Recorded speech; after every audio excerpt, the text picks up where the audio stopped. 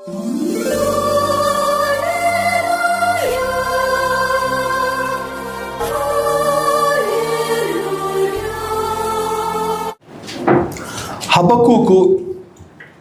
2వ అధ్యాయము 4వ వచనం. హబక్కూకు 2వ అధ్యాయం 4వ వచనం. నీతిమంతుడు విశ్వాస మూలముగా జీవించును. అలాగే మార్కు సువార్త 9వ అధ్యాయము 23వ వచనం. నమ్ముట నీ వలనైతే నమ్మువానికి సమస్తము సాధ్యమే. అలాగే హెబ్రీ పత్రిక 11వ అధ్యాయము 6వ వచనం. హెబ్రీ పత్రిక 11:6. విశ్వాసము లేకుండా దేవునికి ఇష్టుడై ఉండుట అసాధ్యము. దేవుని వద్దకు వచ్చేవాడు ఆయన ఉన్నాడనియు తన్ను వెతుకు వారికి ఫలము దయచేయవాడనియు నమ్మవలను కదా. దేవునికి స్తోత్రం. ప్రార్థన చేసుకుందామని తలలో ఉంచితే, మహాపరిశుద్ధుడా, మహాగణుడా, నిత్య స్తోత్రార్హుడా, కృపాభరితుడా, నీ పరిశుద్ధమైన పాదాలకి వందనాలు, స్తుతులు, స్తోత్రం. దేవా, చదువుకున్నటువంటి కొందరు వాక్య భాగాల్లోంచి కొన్ని శ్రేష్టమైన ఆత్మీయ సత్యాలు నీ బిడ్డలకు బోధించమని అడుగుచున్నాను తండ్రి. నీకు శ్రేష్టమైన అమూల్యమైన జీవం గల మాటలు చెప్పాలని నేను నిలబడి ఉంటుండగా నా ప్రభువా, ఎన్నిక లేని వాడిని నీ సిలువ చాటు నన్ను చేర్చి ఇక్కడ చేరిన ప్రతి ఒక్క బిడ్డతో వ్యక్తిగతంగా మాట్లాడి మీరు మాత్రమే మహిమ, ఘనత, ప్రభావం పొందుకోమని మా ప్రభువును, మా రక్షకుడిని, ప్రియకుమారుడు యేసుక్రీస్తు వారి అతి శ్రేష్టమైన నామములో అడిగి వేడుకొనుచున్నాము తండ్రి, ఆమేన్. ప్రియ దేవుని సంగమా, ఈరోజు మన యొక్క వాక్యాంశం ఏంటని చెప్పంటే, ఆత్మీయ పతనానికి తొలి అడుగు విశ్వాసమా అవిశ్వాసం? ఆత్మీయ పతనానికి తొలి అడుగు అవిశ్వాసం.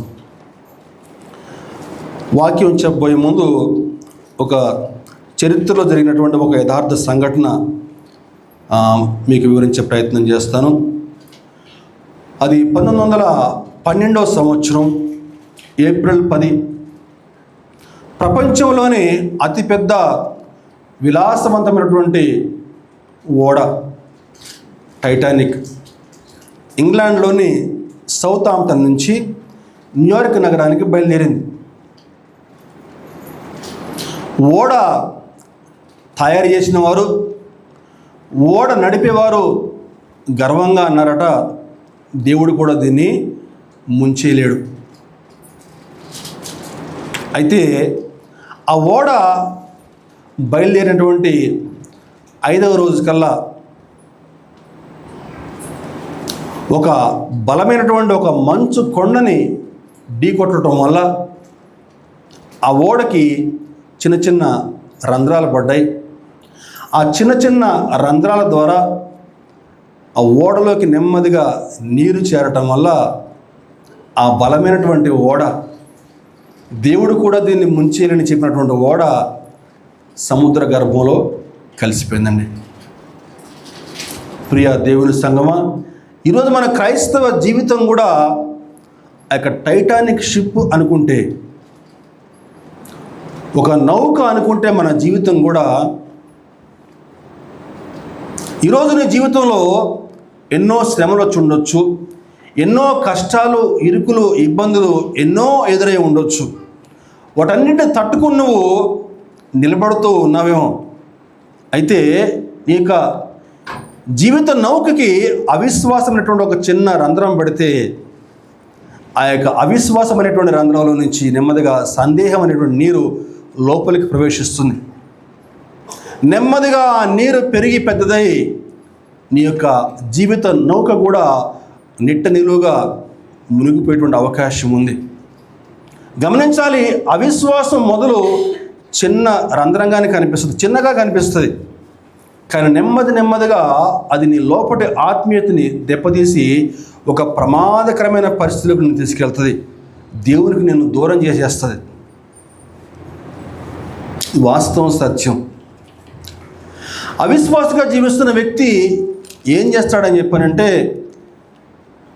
క్రమంగా మందిరానికి దూరం అయిపోతాడు, ప్రార్థన చేసుకోడు, దేవుని యొక్క వాక్యం అంటే నమ్మకం ఉండదు. ఎవరన్నా దేవుని యొక్క వాక్యం చెప్పినా కూడా వారు పట్టించుకోరు. దేవుని నమ్మకపోవడమే కాకుండా చుట్టుపక్కల మనుషులు కూడా ఎవరిని కూడా నమ్మరు. వాళ్ళు అందరిని సందేహిస్తూ ఉంటారు. అటు దేవుని యొక్క మాట పైన నమ్మకం లేకపోవడం వల్ల, అటు మనుషుల్ని నమ్ముకోనకుండా ఏం చేస్తాడని చెప్పానంటే తన సొంత నిర్ణయాలు తీసుకోవడం ప్రారంభిస్తాడు. తప్పుడు జ్ఞానంతో, తన యొక్క సొంత జ్ఞానంతో తప్పు నిర్ణయాలు తీసుకుని ఆత్మీయంగా, నైతికంగా పూర్తిగా పతనమైపోతాడు. అవిశ్వాసం అనేది చాలా ప్రమాదకరమైందండి. మనం చదువుకున్న వాక్య భాగాలు చూస్తే ఇప్పుడు పాత నిబంధన చెప్పాము ఒకటి, హబక్కూకు చెప్పాము, అలాగే సువార్త చెప్పాము, మార్కు సువార్త అని చెప్పని, అలాగే పత్రిక చెప్పాము, హెబ్రీ పత్రిక అని చెప్పని. బైబిల్ గ్రంథం మనకి ఆది కాండం నుంచి చూసుకుంటే, మనకి ప్రకటన వరకు చూసుకుంటే, మనకి బైబిల్ అంతా కూడా కేంద్ర బిందువు విశ్వాసమేనండి. దేవుడు మానవుని నుంచి ఆశించేటువంటి మొట్టమొదటి లక్షణము విశ్వాసం. మనకి ఆది కాండం చూసుకుంటే మనకి అబ్రహాము దేవుడు అబ్రహాముకు చెప్పాడు, అబ్రహామా నా మాట విని నేను నీకు చూపించు దేశానికి రా, నేను నిన్ను గొప్ప జనముగా చేస్తాను. ఆ చెప్పిన అతను ఎక్కడున్నాడు? ఆ చెప్పిన ఆయన ఇంటి పక్కనో ఎదురింట్లో ఉంటే ఎవరిని చూద్దామని అనుకోవచ్చు. ఆ చెప్పిన అతను ఎక్కడున్నాడో తెలియదు. నేను నీకు చూపించే దేశానికి రా అని చెప్పి అన్నాడు. ఎక్కడికి వెళ్ళాలి? ఎవరు చెప్పారు ఆ మాట? ఏమంటే అవునా కాదా? చెప్పిన వ్యక్తి ఎదురింట్లోనూ పక్కింట్లోనూ ఉంటే సర్లే చూద్దాంలే అని చెప్పి అనుకోవచ్చు. కానీ అబ్రహాము దేవుని నమ్మెను, అది అతనికి నీతిగా ఎంచబడిన విశ్వాసంతో ముందుకెళ్ళిపోయాడు. అలా మొదలైన విశ్వాసము ప్రభువైన యెహోవా మోషేకి చెప్పాడు, ఐగుప్తుకి వెళ్ళి ఇశ్రాయేలుని విడిపించి పట్టుకునిరా. ప్రభువా నేను నోటి మాంద్యం గలవాడిని, ప్రభువా నేను వెళ్ళి వాళ్ళు ఎలా విడిపించాలి? ఫరో రాజు ఉన్నాడు కదా, మరేం పర్లేదు నేనున్నాను కదా, ధైర్యంగా ముందుకెళ్ళు. మోషే విశ్వాసంతో ముందుకెళ్ళాడు. యెహోషువ నాయకత్వం చేపట్టిన తర్వాత మొట్టమొదటిగా ఎదురైన అడ్డంకి యోర్దాను నది. ఆ యోర్దాను నది ఏ విధంగా దాటాలి? దేవుడు చెప్తున్నాడు, యాజకులు మందసాన్ని చేతపట్టుకుని ఆ యొక్క యోర్దాన్లో కాలు పెట్టగానే వారి యొక్క పాదాలు యోర్దాన్ నది అంచు తాకగానే యోర్దాన్ నది 2 పాయలుగా మారుతుంది. ఎలా మారుతుంది 2 పాయలుగా? కానీ విశ్వాసంతో యాజకులు మందసాన్ని మోస్తా ఆ యొక్క యోర్దాన్లో కాలు పెట్టగానే యోర్దాను 2 పాయలు అయిపోయింది. దేవునికి స్తోత్రం కలుగును గాక. హల్లెలూయా. విశ్వాసం విశ్వాసం విశ్వాసం. బైబిల్ అంతటి కూడా మూలవాక్యం విశ్వాసమేనండి. క్రొత్త నిబంధన చూసుకుంటే నువ్వు చేసే మంచి పనుల వల్ల కానీ, నీ నీతి క్రియల వల్ల కానీ, నీ గొప్పతనం వల్ల కానీ, నీ అధికారం వల్ల కానీ నువ్వు పరలోకం చేరలేవు. కానీ కేవలము ఆ యేసుక్రీస్తు శిలువ త్యాగాన్ని నమ్మటం ద్వారా మాత్రమే నీకు పరలోకము, పాప క్షమాపణ భాగ్యం నీకు దక్కుతుంది. దేవునికి స్తోత్రం. హల్లెలూయా. వాక్యం ఉంటున్న సహోదరుడా సహోదరి, ఈరోజు మీ యొక్క ఆత్మీయ జీవితం ఎలా ఉంది? దేవుని పట్ల విశ్వాసం కలిగి జీవిస్తున్నారా? అవిశ్వాసిగా జీవిస్తూ ఉన్నారా? క్రైస్తవ జీవితానికి విశ్వాసం అనేది ఒక పునాది అయితే, ఆ యొక్క విశ్వాసాన్ని నిలువుగా పగలగొట్టేటువంటి ఆయుధమే అవిశ్వాసం అండి. ఈరోజు మన యొక్క వాక్యాంశం ఏంటని చెప్పంటే, ఆత్మీయ పతనానికి తొలి అడుగు అవిశ్వాసం. ఒక వ్యక్తి అవిశ్వాసిగా జీవిస్తే ఎటువంటి నష్టాలు వారి యొక్క జీవితంలో సంభవిస్తాయో ఈరోజు మీకు ఒక్కొక్కటిగా వివరించే ప్రయత్నం చేస్తాను. మొట్టమొదటిగా అవిశ్వాసం వల్ల కలిగే నష్టాలు ఏంటని చెప్పాలంటే, అవిశ్వాసము వ్యక్తి యొక్క హృదయాన్ని కఠినపరుస్తుందండి. వ్యక్తి యొక్క హృదయాన్ని ఏం చేస్తుందమ్మా? కఠినం చేస్తుంది అన్నమాట. హెబ్రీ పత్రిక 3వ అధ్యాయము 12-13 వచనాలు. సహోదరులారా, జీవము గల దేవుని విడిచిపోవునట్టి విశ్వాసము లేని దుష్ట హృదయము మీలో ఎవని అందైనను ఒకవేళ ఉండునేమో అని జాగ్రత్తగా చూచుకొనుడి. నేడు మీరాయన శబ్దమును వినిన ఎడల కోపం పుట్టించినప్పటి వలె మీ హృదయములను కఠినపరచుకొనకూడని ఆయన చెప్పెను కనుక. బైబిల్ ప్రకారము అవిశ్వాసం అనేది మనిషి యొక్క హృదయాన్ని కఠినంగా మొండిగా మార్చేటువంటి ఒక ఆధ్యాత్మిక స్థితి అండి. ఇక్కడ వాక్యాన్ని మనం జాగ్రత్తగా పరిశీలిస్తే జీవము గల దేవుని విడిచిపోవునట్టి విశ్వాసము ఉందా? జీవము గల దేవుని విడిచిపోవునట్టి విశ్వాసం అంటే అర్థం ఏంటండి? దేవుని పైన నమ్మకం లేకపోవటం, దేవుని పైన పూర్తిగా నమ్మకం కోల్పోవటం అండి. ఇశ్రాయేలీయుల జీవితాన్ని మనం పరిశీలన చేస్తే ఇశ్రాయేలీయుల గురించి దావీదు గారి కీర్తనలో ఒక మాట చెప్తాడండి.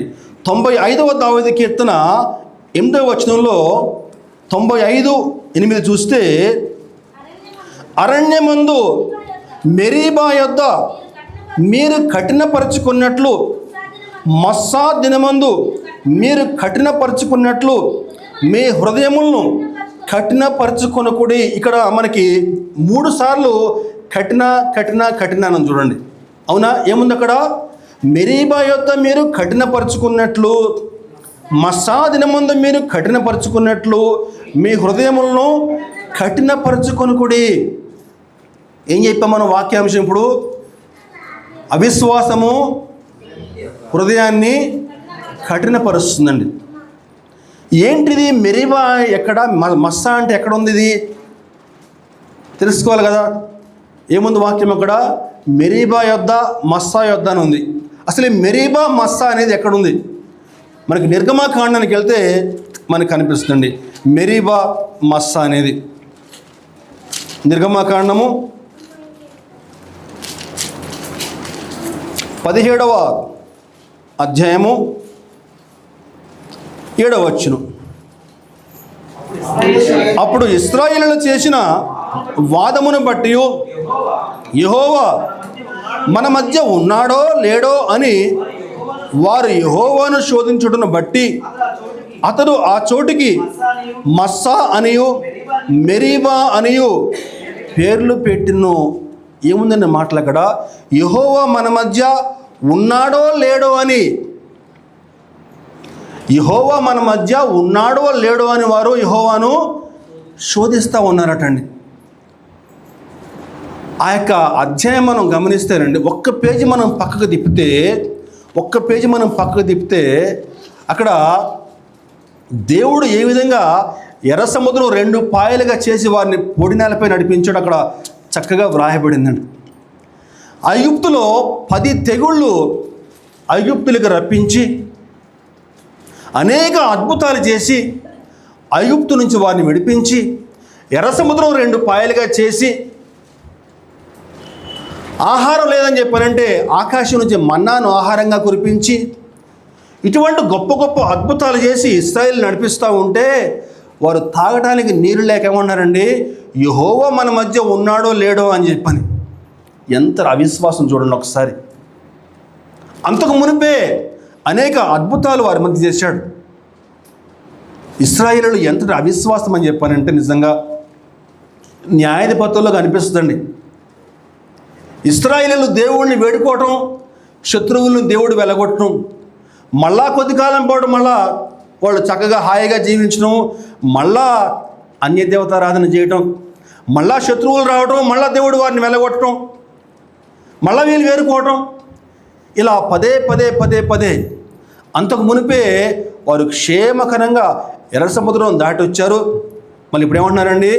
యెహోవా మన మధ్య ఉన్నాడో లేడో అని చెప్పని దేవుని శోధిస్తూ ఉన్నారటండి. ఒకనొక సందర్భంలో మోషేని రాళ్లతో కొట్టి చంపాలని చెప్పి అనుకున్నారట. అంతటి అవిశ్వాసం, అంతగా వారి హృదయాన్ని కఠినపరుచుకున్నారండి. ఆసాపు అంటాడు, కీర్తనకారుడు, దేవదూతలు భుజించు ఆహారమును నరులు భుజించిరి. దేవదూతలు భుజించేటువంటి ఆహారాన్ని ప్రభు ఇశ్రాయేలుకి ఇచ్చాడండి.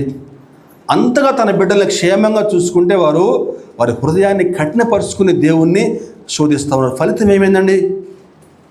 దేవుడు వారికి ఇస్తానన్న వాగ్దాన దేశంలో వారు ప్రవేశించలేకపోయారు. 20 ఏళ్ళు పైబడిన ప్రతి ఒక్కరు కూడా అరణ్యంలోనే రాలిపోయారండి. సహోదరుడు, సహోదరి, జాగ్రత్తగా వినండి. అవిశ్వాసిగా జీవిస్తూ ఉన్నావా? దేవుని యొక్క వాక్యం పట్ల అవిశ్వాసంగా ఉన్నావా? దేవుని యొక్క ఆశీర్వాదాలను కోల్పోతావు. ఇశ్రాయేలీయులు దేవుని యొక్క వాగ్దానం పొందుకోలేకపోయారు. ఆ యొక్క కనాన్లోని 40 ఏళ్ల పాటు తిరుగుతా అక్కడే రాలిపోయారండి. అవిశ్వాసము ఒక వ్యక్తి యొక్క హృదయాన్ని కఠినపరుస్తుంది. ఇది మొట్టమొదటి అంశం. రెండవ అంశం ఏంటో చెప్పంటే, అవిశ్వాసం వలన మనశ్శాంతి కోల్పోతాడు ఒక వ్యక్తి. అవిశ్వాసం వలన మనశ్శాంతి కోల్పోతాడండి. దేవునిపై నమ్మకం లేనప్పుడు ఒక వ్యక్తి భవిష్యత్తు పట్ల ఒక రకమైన ఆందోళన తలెత్తుంది. భవిష్యత్తు పట్ల ఒక రకమైనటువంటి అభద్రతా భావం ఏర్పడుతుంది. తద్వారా మనశ్శాంతి కోల్పోతాడు. మీకు అర్థమయ్యేలా చెప్తాను. ఎవరైనా ఒక వ్యక్తికి ఒక వ్యాపారంలో నష్టం వచ్చింది అనుకుందాం, లేకపోతే ఏదైనా ఒక ఉద్యోగంలో ఏదైనా సమస్య వచ్చి సడన్గా ఉద్యోగం పోయింది అనుకుందాం. విశ్వాసం గల వ్యక్తి ఏం చేస్తాడని చెప్పారంటే, దేవుడు నన్ను తప్పకుండా దీవిస్తాడు, ఇంతకంటే గొప్ప అవకాశం నాకు ఇస్తాడని చెప్పని విశ్వాసంతో ప్రార్థన చేస్తా ముందుకెళ్తాడు. కానీ అవిశ్వాసి, నా జీవితం ఇంకా అయిపోయింది ఇంతేగా అని చెప్పని ఆ యొక్క సమస్యకి వాళ్ళు నిందించుకుంటా నిరాశతో కూరుకుపోతాడు. భవిష్యత్తు గురించి ఒక రకమైన ఆందోళన వాడికి తలెత్తుతుంది. అభద్రతా భావంతో నిద్ర పట్టక రాత్రిళ్ళు మనశ్శాంతి లేకుండా జీవిస్తూ ఉంటాడు. అవిశ్వాసము ఒక వ్యక్తికి మనశ్శాంతి లేకుండా చేస్తుంది. ఇది రెండవ నష్టం. మూడవ నష్టం ఏంటో చెప్పంటే, అవిశ్వాసం వలన అపరాధ భావనతో కుమిలిపోతూ ఉంటారు. అవిశ్వాసం వలన మొట్టమొదటి అంశం ఏం చెప్పుకున్నామండి? అవిశ్వాసము హృదయాన్ని కఠినపరుస్తుంది. రెండవ అంశము మనశ్శాంతి లేకుండా జీవిస్తూ ఉంటారు. మూడవ అంశం ఏంటని చెప్పానంటే, అపరాధ భావనతో కుమిలిపోతూ ఉంటారు. గమనించాలండి, దేవునిపై నమ్మకం ఉన్న వ్యక్తి తెలిసి తెలియక ఏదైనా పొరపాటు చేస్తే, తప్పు చేస్తే దేవుని వద్దకు వచ్చి ప్రార్థన చేస్తే నా దేవుడు నా పాపాలని క్షమిస్తాడు అన్న భావనతో జీవిస్తూ ఉంటాడు. ఏదైనా తెలిసి తెలియక తప్పు చేస్తే దేవుని వద్దకు వచ్చి క్షమాపణ వేడుకొని ప్రార్థన చేస్తాడు. దేవుడు నా పాపాన్ని క్షమించాడని చెప్పిన నిశ్చయతతోటి వాడు సంతోషంగా బయటికి వెళ్తాడు. కానీ దేవునిపై నమ్మకం లేని వ్యక్తి, విశ్వాసం లేని వ్యక్తి, దేవుడు నా పాపాలు క్షమిస్తాడా, నా పాపాల క్షమాపణ ఉంటుందా అని చెప్పిన ఒక రకమైన అపరాధ భావనతో కూలిపోతూ ఉంటాడు. ఎప్పుడో ఒక తప్పు చేసి ఉంటాడు, ఆ తప్పు వాడిని వేధిస్తూ ఉంటుంది. దేవుడు నా పాపాన్ని క్షమించాడా, నా పాపానికి క్షమాపణ లేదని చెప్పిన వాళ్ళు అదే విషయాన్ని వాళ్ళు మనసులో అనుకుంటా ఒక రకమైనటువంటి అపరాధ భావనతో కుమిలిపోతూ ఉంటారు. ఎవరితో కూడా సరిగా ప్రశాంతంగా ఉండలేరు, నవ్వుకుంటూ హాయిగా ఉండలేరు. ఆ అపరాధ భావాన్ని వాడిని కృంగదీస్తూ ఉంటుంది. అవిశ్వాసి అపరాధ భావంతో ఒంటరిగా కూలిపోతూ ఉంటాడు. ఇది మూడవ అంశం, మూడవ నష్టం. నాలుగవ నష్టం ఏంటని చెప్పంటే, దేవుని యొక్క అద్భుతాలని, ఆశీర్వాదాలు కోల్పోతాడు అవిశ్వాసి. అవిశ్వాసం అనేది దేవుని యొక్క కార్యాలకి అడ్డుగోడగా ఉంటుందండి. దేవుని యొక్క ఆశీర్వాదాలు ఆ యొక్క వ్యక్తి చూడలేడు. గమనించాలి, ఒక విద్యార్థి కానీ లేకపోతే ఒక నిరుద్యోగి కానీ ఏదైనా ఒక ఉద్యోగం పొందుకోవాలని చెప్పి అనుకుంటే, ఏదైనా ఒక పరీక్ష రాసి ఆ యొక్క ఎగ్జామ్ పాస్ కావాలని చెప్పి అనుకుంటే, దేవుడు నా ప్రార్థన ఆలకిస్తాడని చెప్పి విశ్వాసంతో కష్టపడి చదువుకుంటాడు, పోయి ఆ ఎగ్జామ్ రాస్తాడు. కానీ అవిశ్వాసం ఏం చేస్తాడని చెప్పానంటే, వాడి మనసులో ఒక రకమైన అవిశ్వాసం ఉంటుందని చెప్పండి. ఆ ఉద్యోగం ఆల్రెడీ ఎవడు కూడా ఫిక్స్ అయిపోయి ఉంటుంది, ఆల్రెడీ ఎంతోమంది డబ్బులు ఇచ్చి ఆ ఉద్యోగం కొనుక్కుని ఉంటారు అని చెప్పని ఒక రకమైనటువంటి ఒక అపనమ్మకంతో వాడు కష్టపడకుండా వాడు ఒక రకమైనటువంటి ఎదురు వెళ్ళిపోతాడు. తద్వారా జీవితంలో ఎంతో నష్టపోతాడు. మొట్టమొదటిగా అవిశ్వాసము ఒక వ్యక్తి యొక్క హృదయాన్ని కఠినపరిస్తే, మరొకటిగా అవిశ్వాసము మనశ్శాంతి లేకుండా చేస్తే, మూడోదిగా అవిశ్వాసము అపరాధ భావనతో కుమ్మినట్లుగా చేస్తుంది. చివరిగా దేవుని యొక్క అద్భుతాలని, ఆశీర్వాదాలని ఆ వ్యక్తి చూడకుండా కోల్పోతాడు. ఈరోజు బైబిల్ గ్రంథంలో నుంచి దేవుని యొక్క అద్భుతాలను, దేవుని యొక్క ఆశీర్వాదాలు నమ్మకపోవటం వల్ల ఒక వ్యక్తి యొక్క జీవితం ఏ విధంగా నష్టపోయాడో ఈరోజు మీకు వివరించే ప్రయత్నం చేస్తాను. దేవుడు ఎంత మహోన్నతుడో, అసాధ్యాలను ఏ విధంగా సుసాధ్యం చేయగలడో ఈ యొక్క అంశం మనకు తెలియపరుస్తుంది. రండి, 2వ రాజులు 7వ అధ్యాయము 1-2 వచనాలు. అప్పుడు ఎలీషా రాజుతో ఇట్లనెను, యెహోవా మాట ఆలకించుము. యెహోవా సెలవిచ్చినదేమనగా, రేపు ఈ వేళకు షోమ్రోను ద్వారమందు రూపాయి ఒకటింటికి ఒక మానిక సన్నని పిండి, రూపాయి ఒకటింటికి 2 మానికల యవలును అమ్మబడును.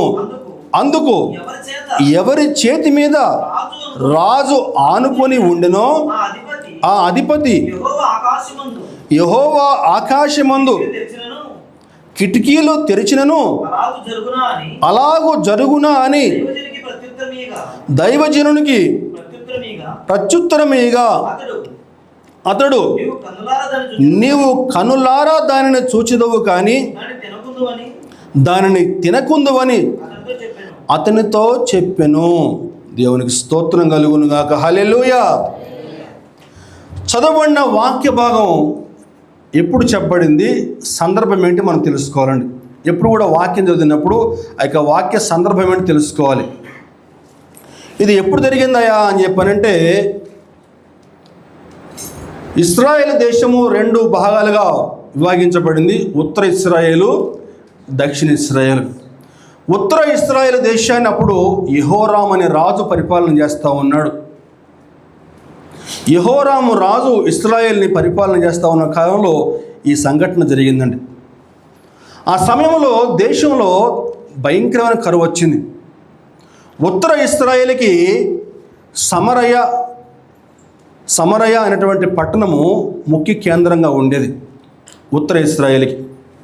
ఆ సమరయ పట్టణంలో భయంకరమైన కరువు వచ్చింది. ఎందుకు కరువు వచ్చింది అని చెప్పని మనం గమనించగలిగితే, సిరియా సైన్యము ఇశ్రాయేలు పైకి దండెత్తి ఆ పట్టణం మొత్తం అంతటిని కూడా ముట్టడి వేస్తుంది. ముట్టడి వేయటం అని చెప్పానంటే ఆ యొక్క పట్టణంలో నుంచి ఎవరు కూడా బయటికి వెళ్ళటానికి లేదు, మళ్ళీ బయట నుంచి ఎవరు కూడా లోపల రావడానికి లేదు. అంటే బయట నుంచి ఎవరు కూడా వస్తువు లోపలికి తీసుకుపోవడానికి లేదు, ఇంకా లోపల ఉన్న వాళ్ళు ఎవరు కూడా బయటకు పోవడానికి లేదు. అలా ఎంతకాలం ముట్టడేస్తారని చెప్పానంటే నెలల తరబడేస్తారు. 2 నెలలు, 3 నెలలు, 4 నెలలు చెప్పలేము. అలా ముట్టడి వేసినప్పుడు లోపల ఉన్నటువంటి సరుకులు మొత్తం అయిపోతాయి, తినుబండరాలు మొత్తం అయిపోతాయి. అదిగో ఆ పరిస్థితిలో పట్టణంలో భయంకరమైన కరువు వస్తుంది. ఎంత భయంకరమైన కరువయ్యా అని చెప్పానంటే, ఏమాత్రం కూడా విలువలేనటువంటి గాడిద తల, మనం మామూలుగా తలకాయ కాళ్ళు తింటాం కదా మనం, అవునా? అలా గాడిద తల, ఏమాత్రం విలువలేని గాడిద తల, అలాగే పావురపు రెట్ట గాడిద తల కూడా విపరీతమైనటువంటి ధరలు పెరిగిపోయినాడు, దొరకట్లేదట అవి కూడా. అంత భయంకరమైన కరువు వచ్చింది. ఇంకా దారుణమైన కరువు ఏంటంటే, పరిస్థితి ఏంటని చెప్పానంటే, డబ్బులు గల వాళ్ళు ఆ గాడిద తల, పావురపు రెట్టలు కొనుక్కుంటే డబ్బులు లేని వాళ్ళు ఏం చేస్తున్నారని చెప్పానంటే, ఒకళ్ళ పిల్లల్ని మరొకళ్ళు చంపుకుని తినే పరిస్థితి వచ్చిందంటండి. వాళ్ళ పిల్లల్ని వాళ్ళే చంపుకునే పరిస్థితి వచ్చిందంట. ఎంత భయంకరమైన పరిస్థితి చూడండి. అటువంటి పరిస్థితి చూసినటువంటి యెహోరాము రాజు అంటాడు, ఎలీషా ఎక్కడున్నా కూడా ఈయన చంపి పడేస్తానని చెప్పి అంటాడు. ఎలీషా ఎక్కడ దొరికితే అక్కడ నేను చంపేస్తానని చెప్పి అంటాడు. ఎందుకని ఆ మాట అంటాడు? ఎలీషా ఈ భయంకరమైన కరువుని ఆపగలడు అని చెప్పని రాజుకు తెలుసు. ఎందుకంటే ఈ యెహోరాము ఎవరు కుమారుడు అని చెప్పారంటే, ఆహాబు అనేటువంటి కుమారుడు. ఆహాబు యెజబెలు, మనం పోయిన వారం చెప్పుకున్నాము. భయంకరమైనటువంటి రాజు ఆహాబు రాజు. ఆహాబు రాజు కాలంలోనే ఏలియా ఆకాశం నుంచి అగ్నిని దింపాడు. ఈ ఆహాబు కాలంలోనే దేశంలో భయంకరమైన కరువు వచ్చింది. అప్పుడు కూడా 3 ఏళ్ల పాటు వర్షం కానీ మంచు కానీ కురవలేదు. అప్పుడు ఏలియా మళ్ళీ ప్రార్థన చేస్తే మళ్ళీ ఆకాశం నుంచి మళ్ళా దేవుడు వర్షాన్ని పంపించాడు.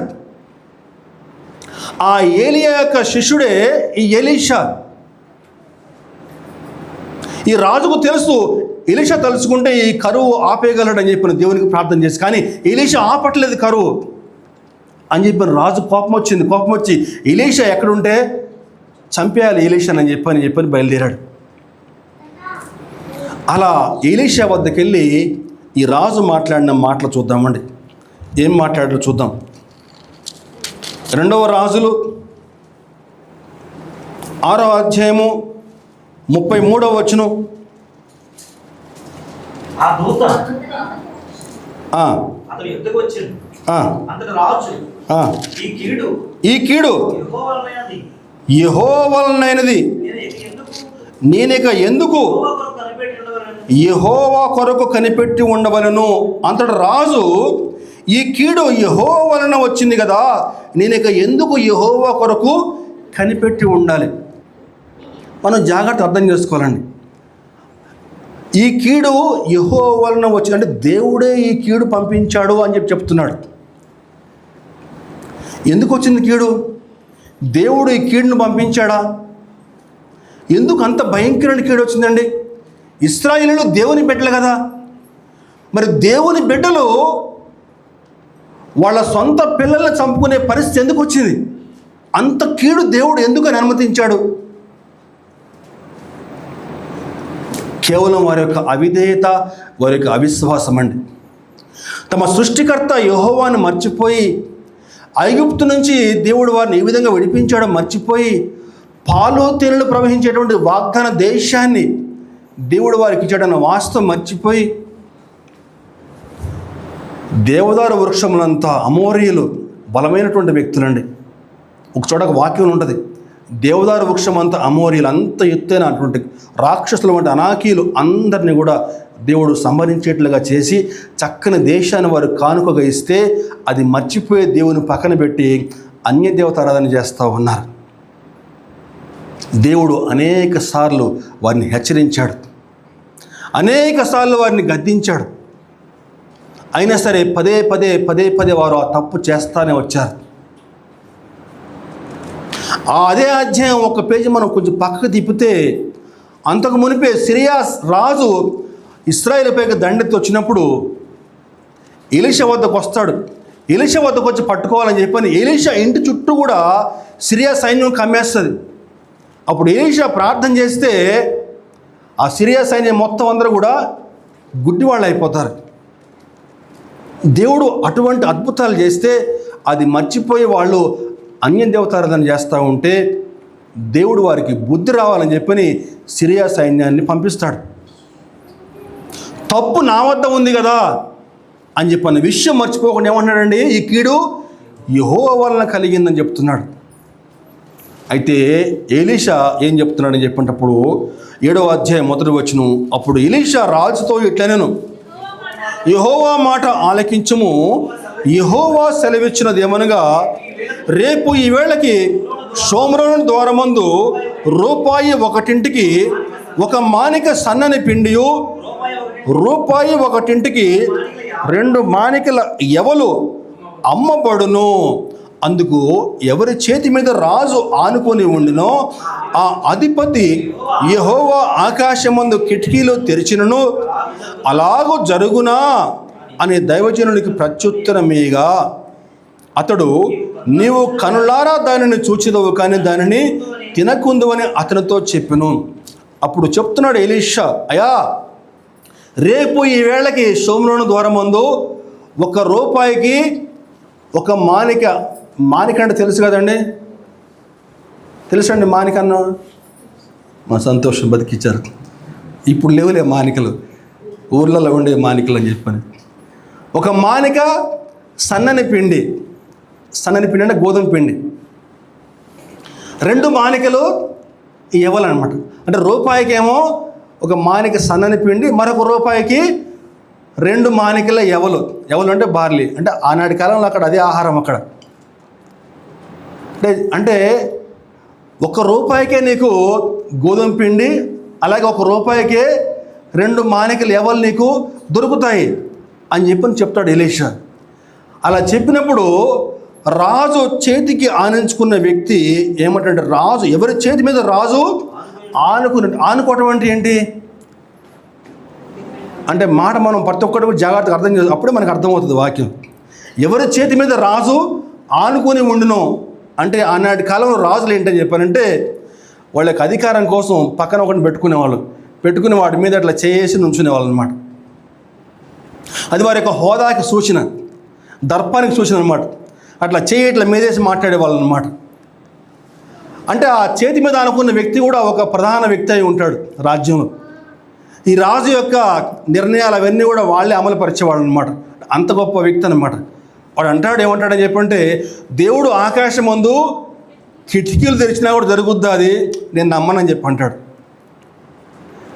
అప్పుడు ఎలీషా చెప్తాడు, నువ్వు దాన్ని చూస్తావు, నిజంగా అమ్మటం చూస్తావు, కానీ నువ్వు దాన్ని తినవు నువ్వు దాన్ని అని చెప్తాడండి.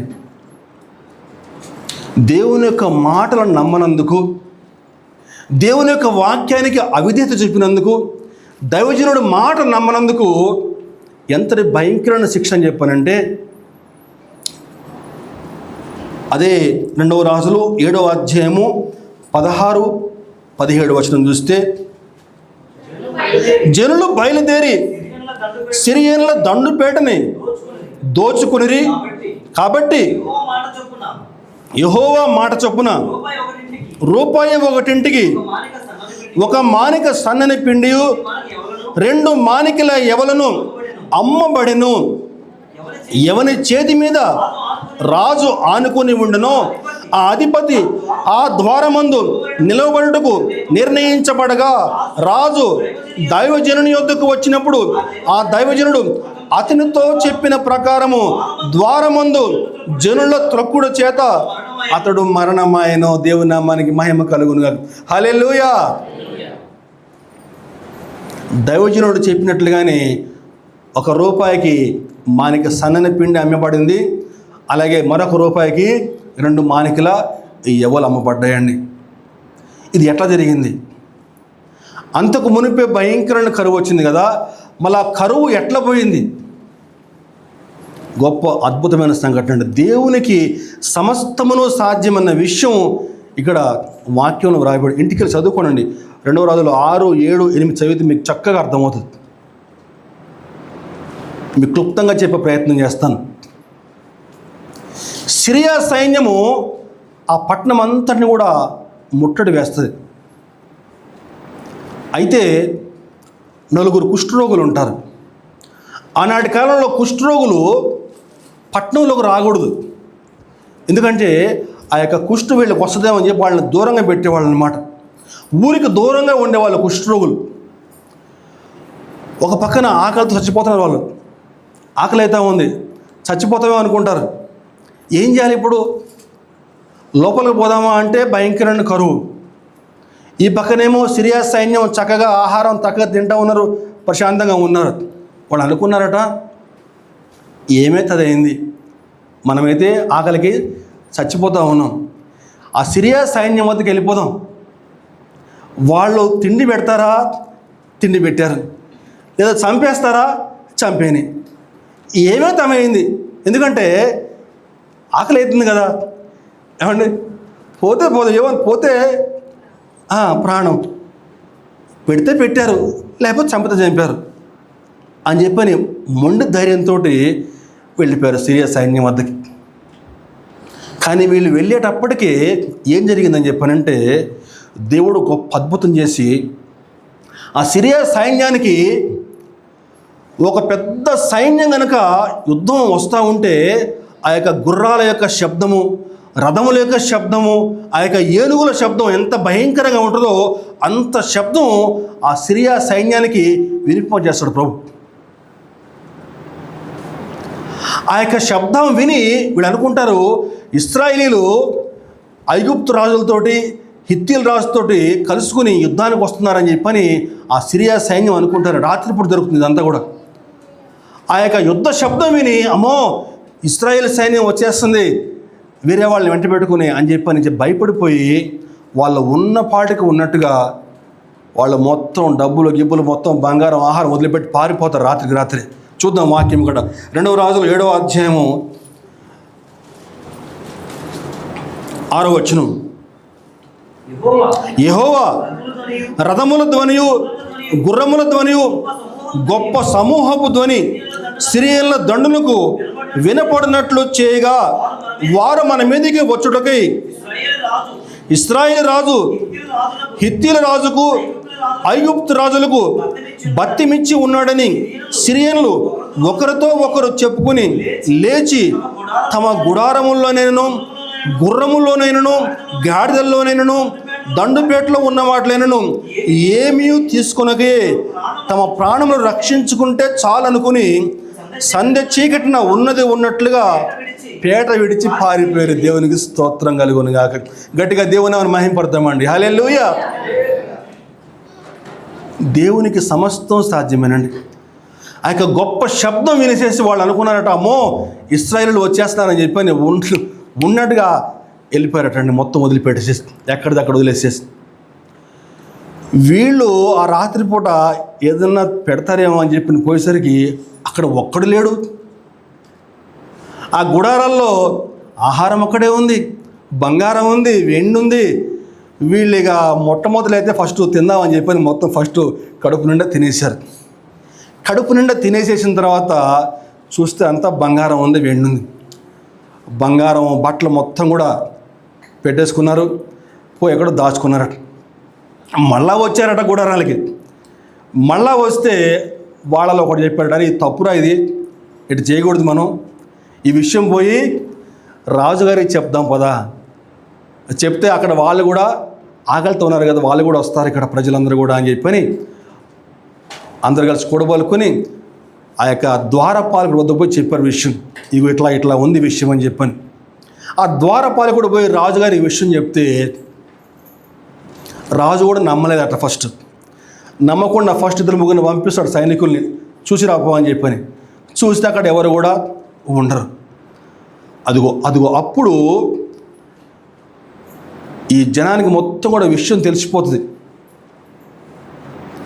ఈ రాజు ఎవరి చేతి మీద ఆనుకుని ఉన్నాడో ఆ యొక్క అధికారికి అప్పచెప్తాడు, నువ్వు అక్కడ ఆ యొక్క మెయిన్ గేట్ వద్ద నిలబడి నువ్వు ప్రజలందరినీ కూడా వరుస క్రమంలో పంపించి రూపాయికి ఒకటింటికి 1 మానిక సన్నని పిండి, రూపాయికి ఒకటింటికి 2 మానికల ఎవరు ఇప్పించేటువంటి బాధ్యత నువ్వు చూసుకో అని చెప్పని ఆ యొక్క మెయిన్ గేట్ దగ్గర ఈ యొక్క అధికారిని పెడతాడు రాజు. ఆ యొక్క అధికారి పని అంటే చెప్పంటే అందరినీ ఒక్కొక్కరిని పంపించి ఆ యొక్క ఆహారం ఇప్పించడం అతని బాధ్యత. కానీ ఆ సమయంలో అధికారి ప్రజల యొక్క ఉధృతిని అంచనా వేయలేకపోయాడు. వీళ్ళేమో ఆకలితో అలమటిస్తూ ఉన్నారు కదా. ఒక్కసారిగా అక్కడ ఆహారం ఉండేసరికి ఎక్కడ అయిపోద్దో అని చెప్పిన జనులు మొత్తం దూసుకొచ్చేసారు. ఆ యొక్క తొక్కి స్లాట్లో వాడు కింద పడిపోయాడు. ప్రజలు గమనించుకోలేదు, తొక్కుకుంటూ వెళ్ళిపోయారు.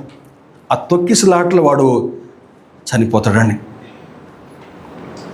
దేవుని యొక్క మాట నమ్మకపోవటం వల్ల ఎంత భయంకరమైన శిక్ష అని చెప్పంటే అతని యొక్క అధికారం కానీ అతని యొక్క హోదా కానీ అతన్ని రక్షించలేకపోయిందండి.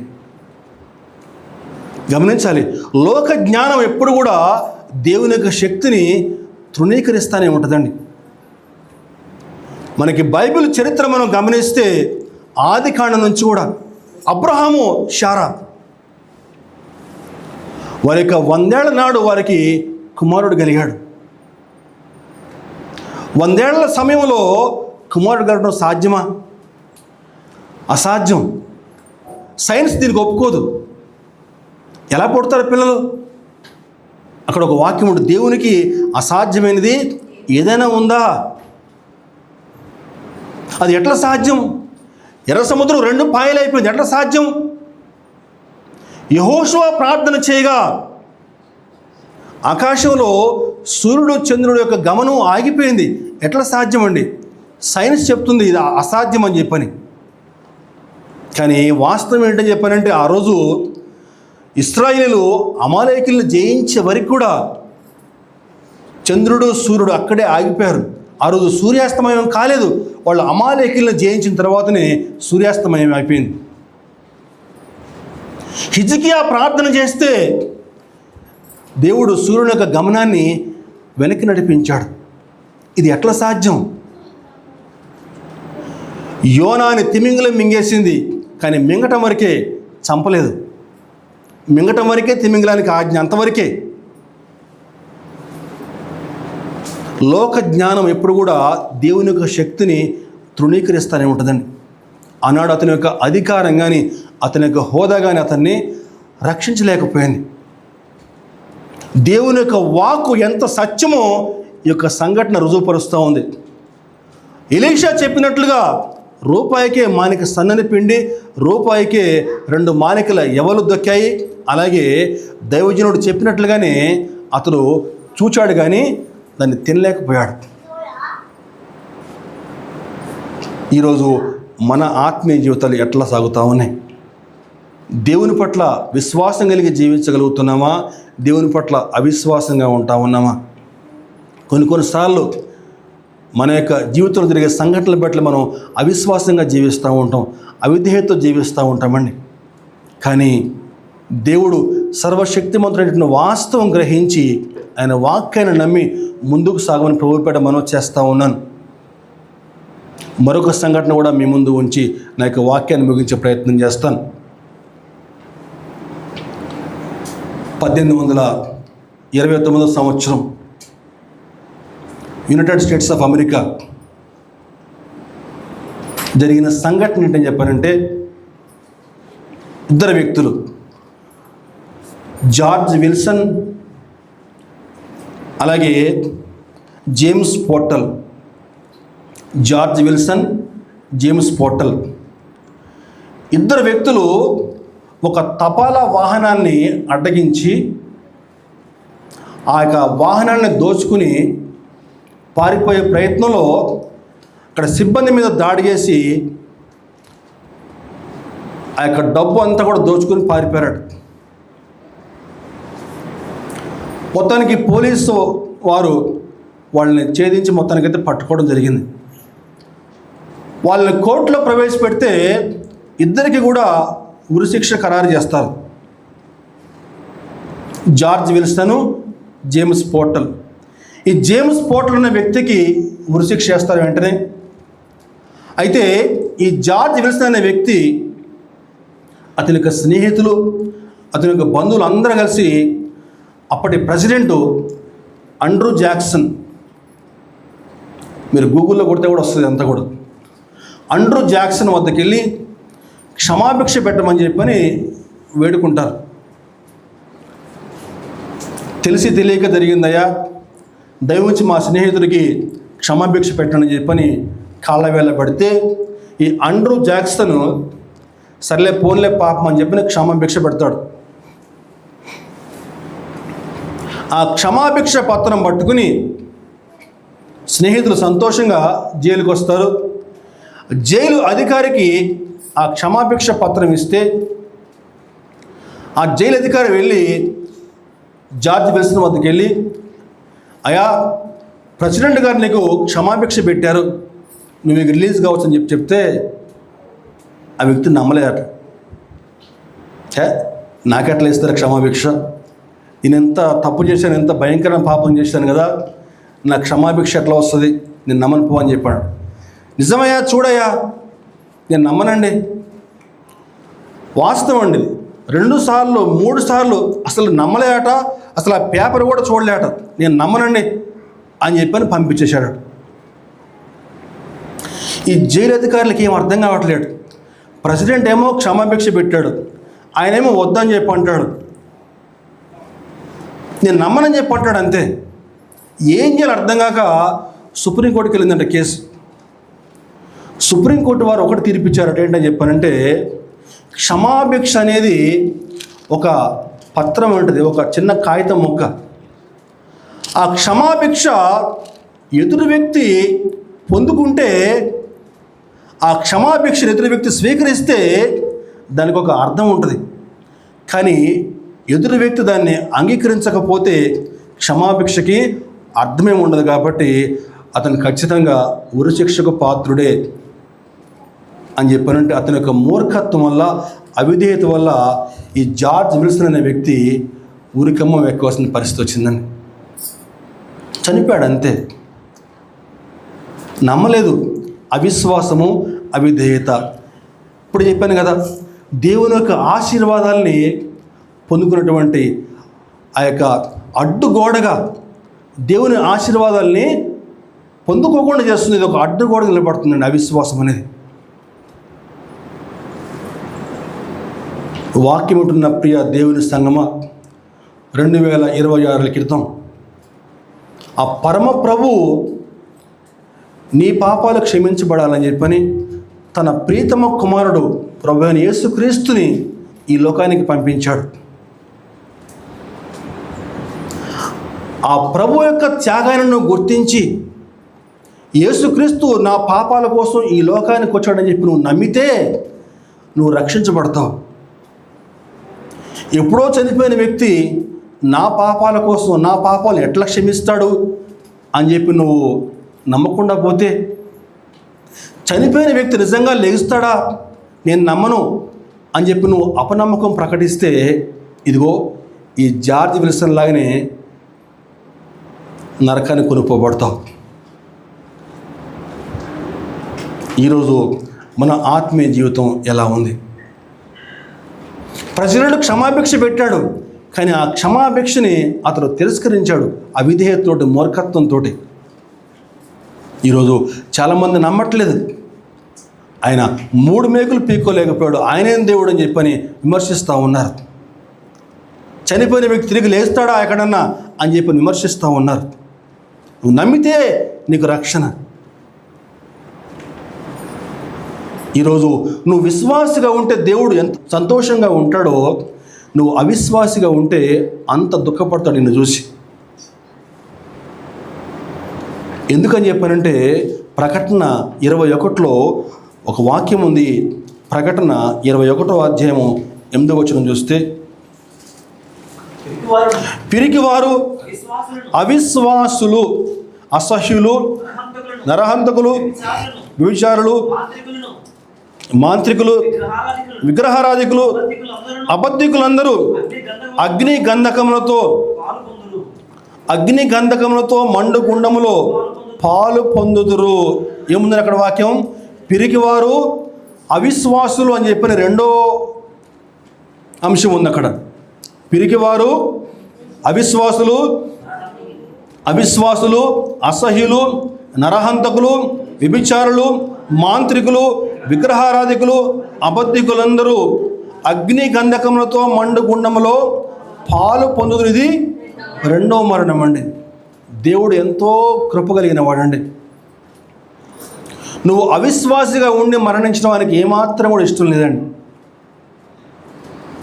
నువ్వు విశ్వాసిగా ఉంటే ఆయన ఎంతో సంతోషిస్తాడు.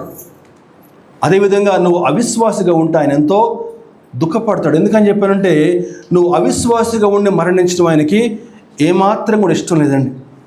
నువ్వు కూడా ఆ యొక్క అవిశ్వాసాన్ని వదిలిపెట్టి దేవుని పట్ల విశ్వాసంగా జీవిస్తే దేవుడు ఎంతో సంతోషపడతాడు.